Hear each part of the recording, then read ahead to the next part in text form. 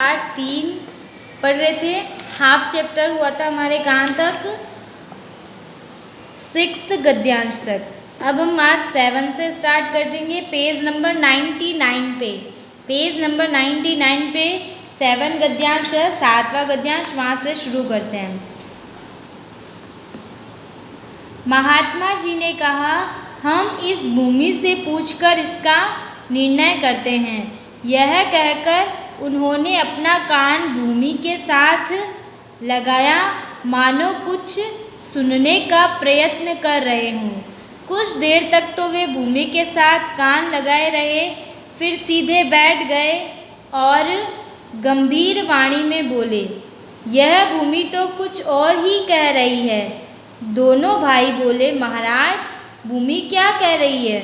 महात्मा जी ने कहा, यह भूमि कहती है कि ये दोनों व्यर्थ ही मेरे ऊपर अधिकार जमाने के लिए झगड़ा कर रहे हैं, क्योंकि मैं इन दोनों में से किसी की भी नहीं हूँ।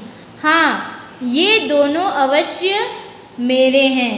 मैंने इनकी कई पीढ़ियों को पाला है और जाते हुए भी देखा है। तो महात्मा जी भूमि से कान लगाकर ऐसा शो करते हैं, ऐसा दिखाते हैं कि वो उसकी बातें सुन रहे हो, और कुछ देर बाद वो सीधे बैठ जाते हैं। तो वो दोनों भाई पूछते हैं कि क्या हुआ, क्या कहा भूमि ने? तो महात्मा जी कह रहे हैं कि ये तो कुछ और ही कह रही है।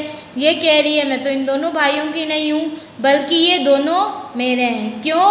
क्योंकि मैंने इनकी कई पीढ़ियों को पाला है और अपनी आंखों के सामने उन्हें जाते हुए भी देखा है। तो आगे देखते हैं। महात्मा जी की बात सुनकर दोनों भाई बड़े लज्जित हुए और महात्मा जी के चरणों में गिर पड़े। महात्मा जी ने लोहा गर्म देखकर चोट की और उन्हें समझाते हुए कहा, तनिक विचार करो कि जिस भूमि के लिए तुम लोग आपस में झगड़ा कर रहे हो, क्या वह आज तक किसी की बनी है जो तुम लोगों की बन जाएगी? मनुष्य मेरी मेरी कहकर व्यर्थ यत्न करता है, यह नहीं सोचता कि इनमें से कुछ भी मनुष्य का अपना नहीं है। बड़े बड़े छत्रपति राजा भी इन्हें अपना अपना कहकर चले गए, परंतु साथ क्या ले गए? कुछ भी नहीं। वे जैसे खाली हाथ संसार में आए थे, वैसे ही खाली हाथ इस संसार से चले गए। तो महात्मा जी ने बहुत ही सुंदर बातें कही है उन दोनों भाइयों से। तो महात्मा जी ने जब उनसे ये कहा कि ये तो कह रही है दोनों की नहीं हूँ, मैंने तो इनकी पीढ़ियों को पाला है, उनको जाते हुए देखा है, तो वो ये बातें सुनकर वो जो दोनों भाई थे वो बहुत शर्मिंदा हो गए थे और वो महात्मा जी के चरणों में गिर गए। तो महात्मा जी ने देखा कि लोहा गर्म है, मतलब अभी बात करने का सही समय है। तो उन्होंने उन्हें समझाते हुए कहा कि थोड़ा सोचो कि जिस ज़मीन के लिए तुम लोग आपस में लड़ रहे हो वो आज तक किसी की नहीं हुई है। इंसान जो है वो खाली हाथ ही आता है और खाली हाथ ही जाता है, चाहे वो राजा हो या भिखारी हो। इसीलिए मनुष्य को किसी चीज़ पर अपना अधिकार नहीं जमाना चाहिए, मेरी मेरी नहीं करना चाहिए। इस संसार में कोई भी चीज़ किसी की नहीं होती है। तो आगे देखते हैं।